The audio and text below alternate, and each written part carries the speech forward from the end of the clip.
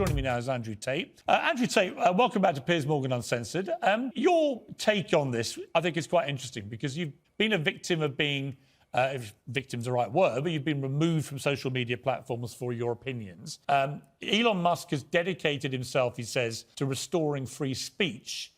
Do you think that's going to include you, for example? I don't think it matters if it includes me or not. I think what's important is that free speech is the #1 weapon against absolute tyranny. And although you cannot have complete free speech because then conversations completely break down into asinine insult fests, I do like the idea of the changing of the guard. I truthfully am a person who believes that all points of view are extremely important because as soon as you block points of view, you have absolute tyranny. But I think that everybody needs a voice to a degree, and social media platforms are now the most important platforms on the planet. They control information and they influence real-world decisions, and they influence people's perception of reality. The last few years of COVID have been a perfect example of what happens when you censor one side of the argument and you only allow one point of view to be purported by the matrix in and of itself, and that's how you end up in tyrannical situations. I think you were just discussing that, Piers. Yeah, and I think that's a perfectly valid point. You know, people have quite rightly, held me to task over some of the positions I took during the COVID pandemic, notably when the scientists said as a definitive fact that you couldn't transmit the virus if you had the vaccine. It turned out that wasn't true.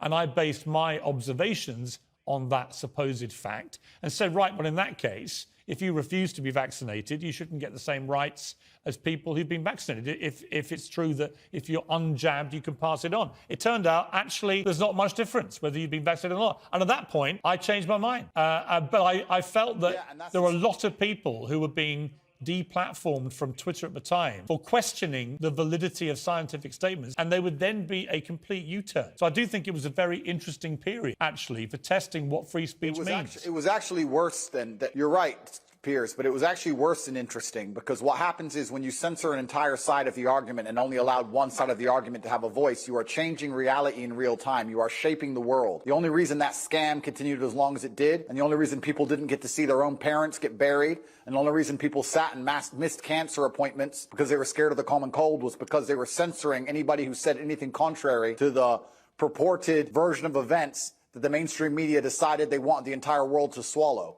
It's beyond simply interesting, and it's beyond simply funny or coincidental. Yeah, I will challenge you on one thing. It's not the common cold, right? COVID-19 has killed 6.6 million people. It is one of the most deadly viruses, certainly of our lifetime. So it wasn't the common cold, but I do think it is completely justified for people to say we should be more cautious, I think, about accepting during fast-moving pandemics the word of scientists as being sacrosanct, because on a number of things, from the use of masks to the efficacy of vaccines in preventing transmission, they did massive U-turn. I've read enough history books to know that the people who do the censoring are never the good guys. And they've been censoring a lot of arguments for a very long time in the name of good. They are weaponizing virtue, and it's always in the name of tyranny. Anybody who is out here trying to silence an entire side of an argument on any subject, whether it's COVID-19, immigration, anything else, they are the evil people who are out for absolute mind control of the populace, and they should be feared. I certainly agree. I certainly agree that I think the healthiest thing for any